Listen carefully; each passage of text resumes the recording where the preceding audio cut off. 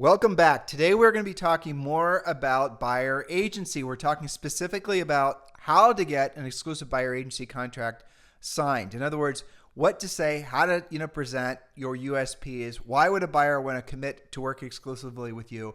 That's what we're focusing on today. And by the way, we really appreciate all the great feedback we've been getting from all of you with regards to the content we've been providing. I think a lot of the reasons you guys are tuning in in record numbers to our podcast is because you're looking for a practical, tactical, no BS approach to understanding all the changes that are happening in the industry.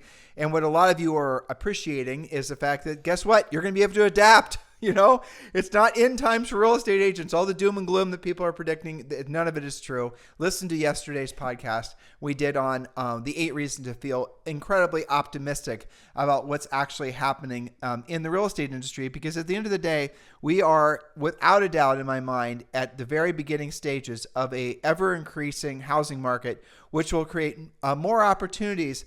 But frankly, it's going to create opportunities for the agents that have the skill set. So more opportunities, and I think in a lot of cases to different agents, different groups, different teams, different brokerages. So have your mind open, but whatever you do not allow yourself to be lulled into complacency. Stop looking for more information. Start getting into massive action as things change, as things evolve.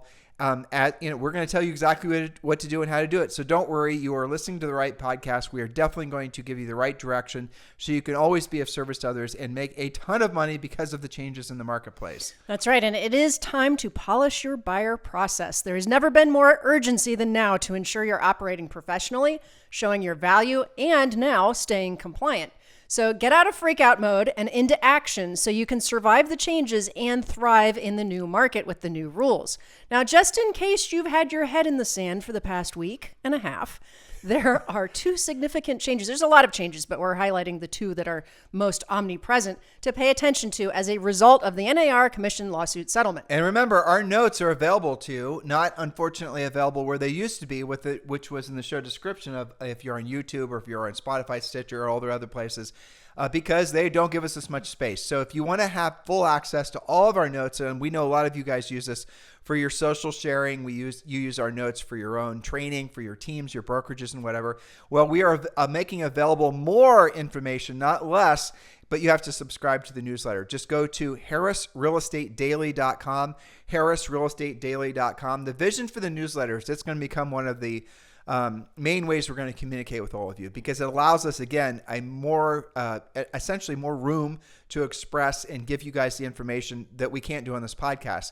So we're talking about scripts, we're talking about forms, we're talking about processes, all the rest of it are available exclusively to Harris Real Estate Daily subscribers, and it's free. That's our daily newsletter. It's going to include this podcast. It does include the full notes from every podcast that we're going to be doing. It does also include a lot of exclusive content. There's no reason for you not to subscribe. Just go to harrisrealestatedaily.com, harrisrealestatedaily.com, or scroll down below in the show description from today and click the link to join harrisrealestatedaily.com. Now, remember, I told you this. It is a new newsletter, and you have not opened a newsletter or an email from this newsletter yet, so it might arrive in you're going to opt in, and then it's going to require you to double opt in. So you're going to put your email in, and then it's going to send you an email saying, hey, Bob, did you really want this newsletter? So you're going to have to find that newsletter. Sometimes it's arriving in people's bulk email, or if you're like on, Gmail, as most of you are, it might show up in your spam folder. So make sure you go there. When you opt in, the email confirmation is going to be sent almost immediately. So if you're not seeing it in your inbox, you have to look in bulk or spam and just click the link to agree that you want the newsletter, and that is all it takes. And if you opted in over the last 2 weeks, as a lot of you did, and you're not yet getting the newsletter, at 99% chance it's because of the reasons I just stated. You just need to find it. Just go to all mail. Or just go to spam and just put in our last name, Harris, and you'll find it, and just click the link to opt in, and you'll be off to the races. Or you can, if you have not yet opted in, like I said, just go to harrisrealestatedaily.com. All right, so why are we upgrading your buyer system so urgently? Well, again, the NAR settlement agreement mandates 2 critical changes to how members and MLS participants transact. We're going to talk about that briefly to make sure that you're up to speed, and then we're going to dive in. So the number one thing was that NAR agreed to create a new MLS rule prohibiting offers of compensation on the MLS. This would mean offers of compensation could not be communicated via your MLS. Still, they will continue. The commissions are an option consumers can pursue off MLS through negotiation and consultation with you, real estate professionals. Remember, just because the commission isn't listed in the MLS does not mean that the commissions have disappeared. So Julie and I did read and did our best in our non-legal minds to try to understand what the agreement was, and there was a provision in the agreement. Again, this hasn't been put in place yet, but it does appear that what has been proposed is going to be what the final agreement will be. But we did find that it's very clear that there will still be opportunities for a listing agent to offer compensation to the buyer. It just cannot be on the MLS. So what does that mean? It can be on the broker's actual website. It can be on the agent's actual website. It just can't be on the MLS. So what we suspect is going to happen, and only makes sense this is what's going to happen, I bet you someone's already created this, frankly, is there is going to be a entrepreneurial software-minded widget builder who's going to create something that will make it so that the MLS, your local board's MLS, is going to be integrated with this widget along with all the other brokers' websites. And it's going to effectively become the new source that you're going to go and search for, listing information, and it will list what the co-op commission is. And we're also going to suggest that your buyers who do sign exclusive contracts with you are also going to want to know what the commission is, because they're going to, in the future, going to be obligated to pay that buyer's agent's commission. And again, we're going to talk about that a lot today, and we've talked about it on the past podcasts. Ultimately, we think the sellers are going to pay for it, or it's going to be somehow, it's going to be covered in the financing or something like that. But the buyer is going to want to know what sellers are already agreeing to compensate their buyer's agent. The buyers are still going to want to use a buyer's agent. So the buyers are going to be the ones that are going to be, frankly, putting preference on the listings that are offering a commission. I know that sounds counterintuitive, but that's what's happened traditionally with any kind of, you'll ask for this, if you're a VA, if you've ever worked with VA or FHA buyers, you know that oftentimes they are going to have more expenses that the seller is going to have to pay.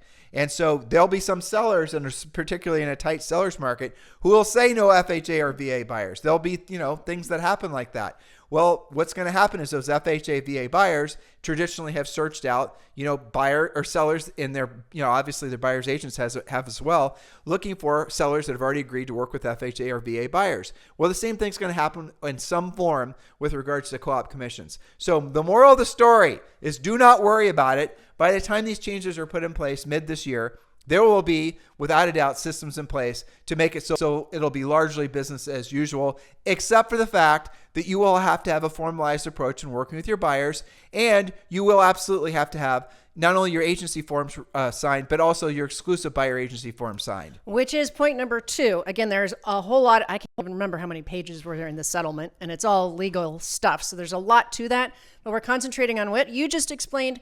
And number 2, which you just ramped up, NAR also agreed to create a new rule requiring MLS participants working with buyers to enter into a written representation agreement with their buyers before the buyer tours a home. And I looked that up to make sure that timing was in the language.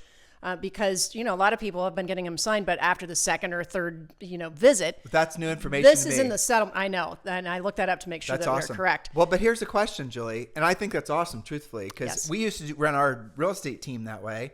Our buyer's agents would meet with the buyer. They have a presentation. Right. The results of the presentation would be the agency form signed, the exclusive buyer agency form signed, and a buyer net sheet signed, right? We always required all our buyer agents to do it that way. And by the way, guys, this was back in the 90s into the very early 2000s. That's how long, the real scaled up professional teams have been approaching this very topic, because we knew eventually the buyer's agent's commission was no longer going to be entitlement to the transaction.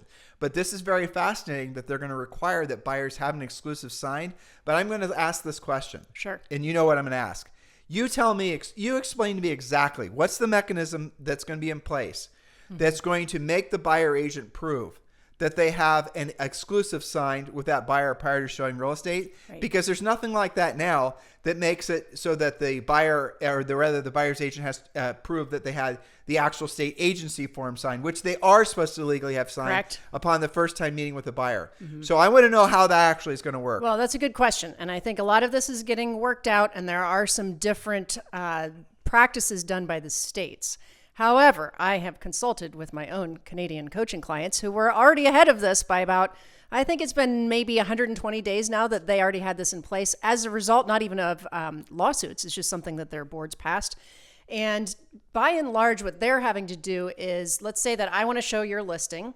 I'm going to call you to set up that showing. You're going to send me a digital version of a little form that I have to download and send to my buyer. I have to DocuSign or something that I actually sent that, and then that ends up back to you, just like you would do before a contract. You're sending your regular agency, but now it's happening before the showing. Now, so far, there's no real follow-up, like the board's not calling you as the listing agent saying, hey, do you have that form before you allow Julie to show your listing? That's not really happening. I think this is all being worked out. There are also states that are saying, and again, this is the NAR settlement, so who gets precedent on this? There's a lot of states that are saying the language is, as is most reasonably executed, which is very vanilla. What does that mean? Really before the first showing, or is that when you write an offer? But ultimately, what is policing this is that agents simply will not get paid by their brokers if that is not on file, just like any other form that compliance oversees. You don't get your property disclosure signed, no commission check for you. So it's a matter of timeline, but technically it is in the settlement that says you've got to get it done before you show. So I think it's smart to err on the side of doing the presentation earlier. Some of these guys listening have never done a presentation at all. Well, so it makes sense to me based on what you said and the research you did. Thank you for doing that. That there will be some sort of automated approach to doing this. Eventually, where basically the buyer wants to set up a showing, and then there's going to have to be there'll be MLSs. They're going to work out this process. I could see it actually, the form being a link that's in the listing. I'm going to set up the showing. I have to click that before I'm able to set up a showing. Right. And maybe it's just a checkbox type scenario. Right. These things, the thing that's crazy about a lot of this stuff is there are no answers to these questions that Julie and I keep on figuring out to ask, and a lot of you will figure out to ask as well. These are things that are going to have to be worked out over time, which is going to add to your frustration if you let it. But just remember, you got to just focus on really what you're required to do to be of service to that buyer and to follow the law. And whatever the best practices are based on whatever your MLS and your broker tells you, just do it. Don't overthink it, because ultimately your job is to help a buyer or a seller transact, and then obviously to get paid. So just focus on those things. And really the semantics of some of these things that Julie and I talk about on the podcast are just for the sake of being able to be of service to all of you. But in all practicality, they're not going to be very, useful to all of you boots on the ground real estate agents. But remember, you do need to learn how to adapt to the new market. You are going to need to learn how to, present. You are going to need to learn how to present your USPs. You are going to need to have a formalized approach. The informal days of working with buyers are over. Just meeting them at a Starbucks and showing somebody who just, texted you 5 minutes before you don't know anything about, showing them a home. Those days are over. How open houses are going to work is going to be another little obscurity that we're all going to have to work out. We talk about all these things in Premier Coaching. And remember, you can join Premier Coaching for free. Just go to premiercoaching.com, or just click the link that's below to join Premier Coaching. It's without a doubt the next natural step for all of you in your real estate businesses, because within Premier Coaching is a whole section on, guess what? This very topic and more. Buyer pre-qualification scripts, buyer presentations, presenting your USPs. Essentially explain to a buyer why they'd want to commit to work exclusively with you. That's all included within Premier Coaching. We're in the process, Julie and I are personally updating all that information this week. So if you're an existing Premier Coaching client, make sure you log in and get the new information. Probably in about 2 weeks, we'll have it all updated with new art and everything. But in the meantime, for the rest of you, go to premiercoaching.com. You can join Premier Coaching for free. And yes, that does include a daily semi-private coaching call with one of our Harris certified coaches. Do not delay. Get that done right away. That way you have a sense of direction, know exactly what to do next. All right, so what is your plan to obtain a buyer's signature on the representation agreements? What is your experience with this so far? You probably fall into one of these three categories. Number one, this is where most of our coaching clients fall. No problem. You've been doing this for months, years, or some of them even decades. You have a presentation and a buyer system, and it's business as usual for you.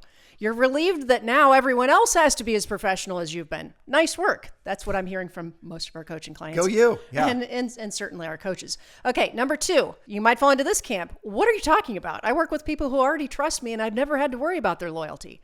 How do I ask a friend to sign an agreement? Those are with the me? agents that are going to have the hardest time adapting. Agreed. The ones that have only been doing centers of influence and past clients. Yes. And number 3, what's a buyer agency agreement?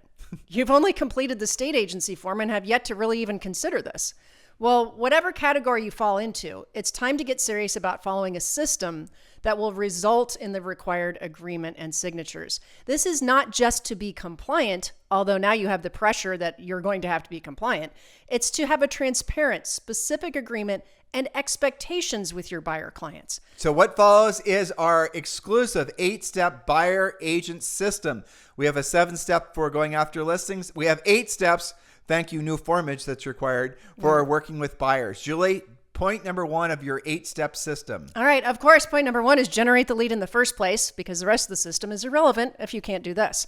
Things to consider. Where do your buyer leads come from currently? What are you spending or not spending per lead? It's also, this is a good place to interject. You guys, if you've been buying your buyer leads, the buying of the buyer lead business is going to be under attack like never before. In other words, the quality of the leads and the expense of those lower quality leads, it's going to put a lot of agents and brokerages who've basically been, selling their leads to their buyers agents. All those businesses are going to be under an enormous amount of pressure, more so than they even are now, for other reasons. Because if you guys want to know what I'm talking about, Google TCPA lead opt-in form. Just Google those keywords and you'll find exactly what I'm talking about. We've done podcasts on this, but guess what? Even more changes happening, not just for real estate, but overall lead generation. So the portals that have been selling you guys these buyer leads, a lot of them are not going to be in business towards probably 3rd or 4th quarter this year. Bottom line, learn to generate your own buyer leads. Best part of that, guess what? Buyer leads are the easiest types of leads to generate. And we teach you how to do that in enormous detail in Premier Coaching, but there will always be, a plethora of buyer leads in every market, in every market condition, because everyone always wants to buy real estate. And if you're stymied by this very beginning point of your 8-step buyer process, if this is giving you consternation, that's a great reason to get involved in Premier Coaching so that we can help you and get you unstuck from this situation. All right, so let's say that that's not you. You're on top of your buyer leads. You've got buyer leads. Point number 2. Follow up using furiously fast lead follow-up practices. It doesn't matter what source that buyer lead came from. Voicemail, email, text, referral, internet, social media, it doesn't matter. Follow up immediately by voice and then in person for your presentation. Now, part of your follow-up is part number 3 of your system. Pre-qualify your buyer leads using a proven and effective buyer pre-qualification script. The script should discover the following. And how can they get the notes? Did we mention that? I think you did at the top. Okay, because I don't want to go too fast. Go ahead. HarrisRealEstateDaily.com. All of our notes are there. HarrisRealEstateDaily.com. You have to opt in. Go ahead. Okay, perfect. I just didn't want to blaze through it. All right. So pre-qualify your buyer leads with the script, which will determine which home in the area do they plan on selling. That's finding out if they're also a listing lead. Are they already working with an agent? Are they pursuing financing? Are they all cash or are they not sure yet? What prices their lender told them not to go over? What's motivating their desire to move? And what's their ideal time frame? So when you are a Premier Coaching member, the whole script called the Buyer Pre-Qualification Script is part of Premier Coaching in the buyer section. Start using that every single time with every single buyer.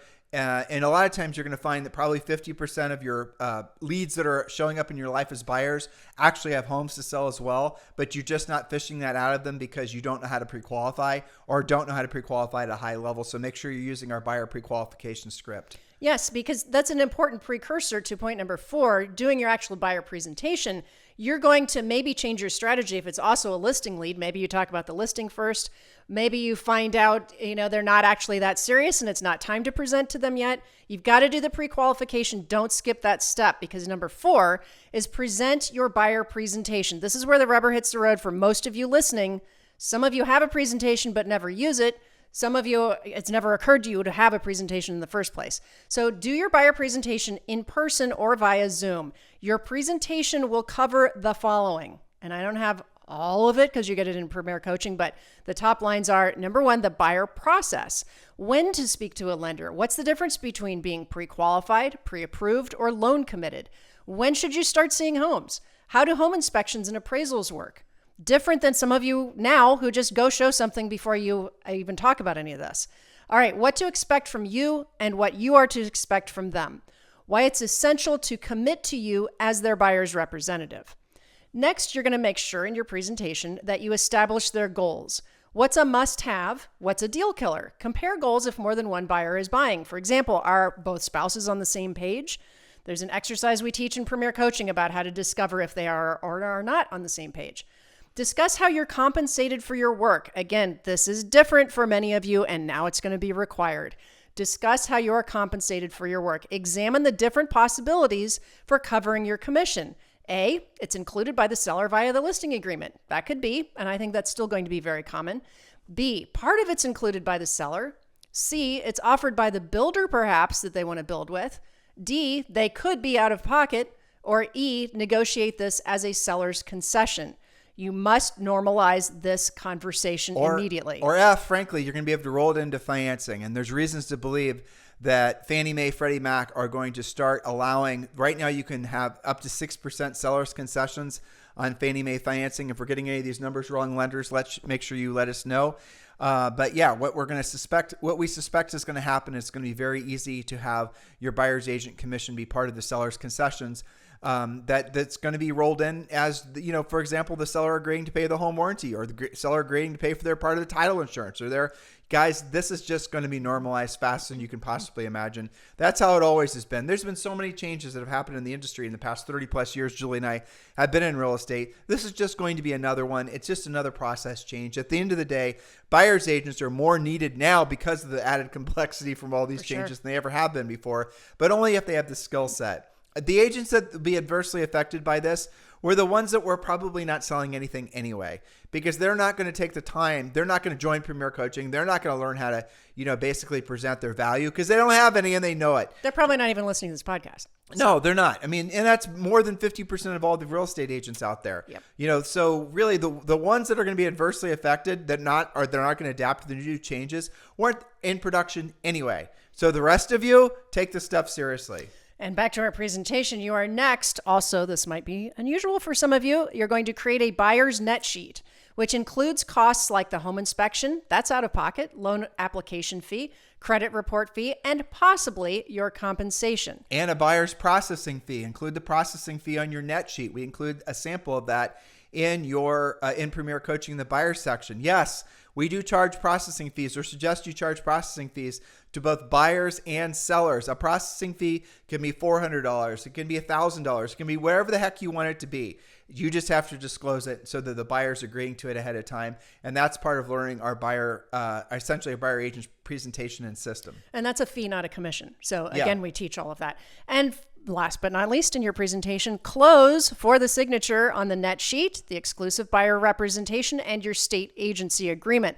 Remember, the definition of close, in this case, closing for a signature, is the logical ending to a great presentation. In other words, if you skip the presentation, closing is going to be awkward. You might not even be comfortable asking for that signature. And if you do, it's going to be weird for your potential client. So you're not going to get it. You have to do the presentation so that you can honor the fact that closing is the logical ending to a great presentation. Well, it just makes sense. To Julie's point, you have to learn how to present this. You have to learn how to get these signed, because if you don't, you won't be in the real estate business. This is no longer an option.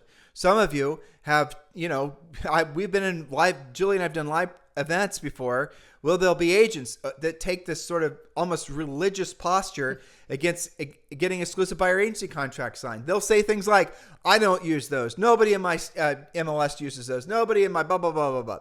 All these reasons why nobody uses them, right? Well, guess what? You don't have a choice now.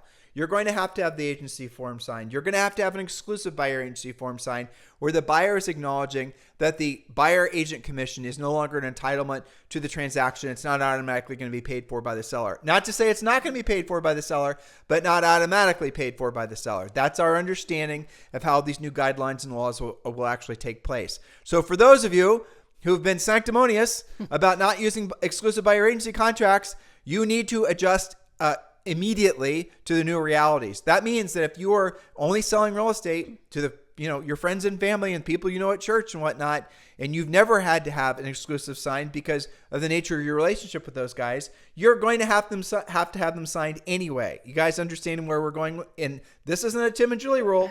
This is a rule that's been changed because of these commission sharing lawsuits. And if your friends and family and past clients and repeat and referral truly do have the same loyalty that you always argue to the death that you don't have to have that signed because they're so loyal, then they won't have a problem signing with you. And to your point, Tim, it's not a Tim and Julie rule. Not only will you not be compliant, but there's already some states that are saying it's a $10,000 fine for every time that they find out that you're, trying to transact without this, starting in July, not starting today. All right, so back to our system. Point number 5. After you've done all of this, now you schedule showings. If they're not already set up, make a task list if they're not. So you either start showing, or if they're not ready because they haven't got their loan in place, maybe they haven't signed your exclusive buyer rep agreement, maybe they're just getting ready and it's 90 days out, then set up a task list, get loan committed, get XYZ in place. This could include meeting with their accountant, right lender, you for a listing appointment if they're also a listing lead, a stager, a credit counselor, or any number of other items necessary before you get busy showing them property.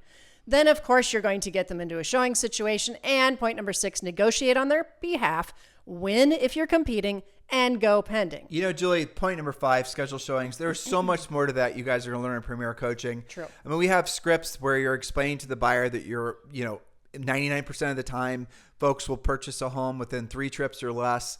And each time I'm going to show you 3 to 4 houses. And then, Mr. Buyer, don't be surprised if the first home I show you is going to be the one that you actually want to buy. And the key is, all these types of things. These the 3 times out script. Exactly. And then there's the floor model script and all these other scripts that we teach you in Premier Coaching. So working with buyers, as we have taught forever, is going to be as formalized and professional as working with sellers. Adapt quickly, adapt immediately. And you're going to end up basically having a lot less stress in your life. And by the way, be making a lot more money because your competitors are not going to adapt. Your competitors are going to be, essentially ham-fisting their way through getting exclusive contracts signed. They're going to do nothing other than scare the buyers off. And they're going to then end up with you where you're going to show them why you're worth the exclusive, which, by the way, you have to have signed regardless. You're going to show them what your added USPs are, unique selling propositions, why they'd want to work exclusively with you, which, by the way, your competitors won't have. You guys get it? This change is going to give you a competitive advantage as long as you see it like that and take action on it. Point number 7 of your system is close, as in closing the transaction. After closing, record a testimonial video, get a written testimonial, and ask who else they know who could use your help buying or selling real estate. And of course, point number 8, lather, rinse, and repeat. If you need more help, if you're still stressed out by this, sign up for Premier Coaching today for free so we can help you. Do you need a turnkey buyer presentation along with all the scripts? Sign up for coaching. Need buyer pre-qualification scripts? Same thing. Sign up for coaching. The reason I like these changes ultimately for the industry is it really will allow those that have been, like if you are an agent who has been a Premier Coaching client forever and you've been in a marketplace where you have been following a formalized approach with working with buyers, for example, and you've had your buyer presentation, you getting exclusive signed, the thing that's actually been working against you are all the less professional agents in your marketplace that have essentially been, what we call the Pop-Tart agents, right? Right. Where a buyer would say, well, maybe if a buyer would say to you when you're trying to get the exclusive signed, they'd say, well, I've worked with buyers in the past, buyer agents in the past, and they've ever asked me to sign these forms. And so the less than professional Pop-Tart agents have actually kind of made the whole industry, I think, kind of sketch in the way that the buyers were having experiences. Less professional. Right. Yep. And now what's going to happen? I mean, imagine if you were going to a doctor and the doctor experience you're used to having where you walk in and get the insurance form and they take your, they weigh you and they take your pulse and the whole thing. Well, imagine you walk into another one where you meet them like by an outdoor, food cart, some guy selling tacos and there's a guy that's got a little fold up table that, is a doctor and he's going to solve all your problems. I mean, you guys get it. I mean, that's kind of what the industry was, right? Now with these changes, everyone's going to have to follow the same formalized approach. And the competitive advantage that gives to those who are willing to adapt and change and even take this formalized approach to the next level, like we teach you in Premier Coaching, is you will have an unfair advantage in the marketplace because your competitors are still going to be out there next to the food cart with their, fold up, tables and chairs trying to solve your health problems. You guys get it? Until they have their license taken away for non-compliance. Or frankly, they don't have any, if they have somebody that's looking at them thinking to themselves, why the heck would I want to work with you? Yep. Whereas this other person is taking a much more formalized professional approach. It just makes you look better in a marketplace of sameness. And I hopefully you guys are not seeing this as something that's intimidating. I know some of you are feeling threatened by this, but there's really no reason to. All we're asking you to do is do what you're doing. Just do it with a little bit more formality, which will resonate with your prospective buyers because they'll appreciate the fact that you're a professional. You being professional and having a professional approach will actually make it so you'll attract better quality buyers. Because the ones that are not serious aren't going to want to sign the an agency form, let alone an exclusive form, which means you just saved yourself a bunch of time. Well, right. Like take, for example, there are people out there that are just house connoisseurs. They just want to go see what somebody's living room looks like. They like that decor. They're going to go take some pictures. That person is no longer going to be literally able to waste your time. If they're indeed serious and they have been talking to a lender and they're ready to rumble and they've got good motivation, of course, after your great presentation where you're showing your value and your transparency, well, of course they're going to want to sign with you. Just makes sense. That's right. So listen, guys, we're going to keep focusing on making it so that you have the practical and tactical information that you need to keep you in action and help you make a lot of money. We are without a doubt at the beginning stages of what will be a slow boiling, ever increasing housing market. We talked about this on yesterday's podcast, the 8 reasons to be incredibly optimistic about this housing market. All indications are that we are absolutely going to have one of the best years in real estate in the last 3 years, as Julie and I, by the way, predicted would happen mid last year based on the increase in inventory and obviously a lot of, essentially demand that we suspect was going to do nothing other than multiply, which is exactly what happened. Mm-hmm. So for every one listing that's for sale, how many buyers in your marketplace are there ready to buy it? 10, 20? You guys get it? Well, guess what? The inventory is going to start hitting the market. It already is. So listen to yesterday's podcast. In the meantime, thank you for keeping this number one listened to daily podcast for real estate professionals in at least the United States. We adore all the hundreds of 5-star reviews you guys have given us over on iTunes. It is our pleasure and our honor to be your daily real estate coaches. Now take the next natural step and join Premier Coaching urgently. Just go to premiercoaching.com or scroll down and click the link below. Have a fantastic day. We'll talk with you on the show tomorrow.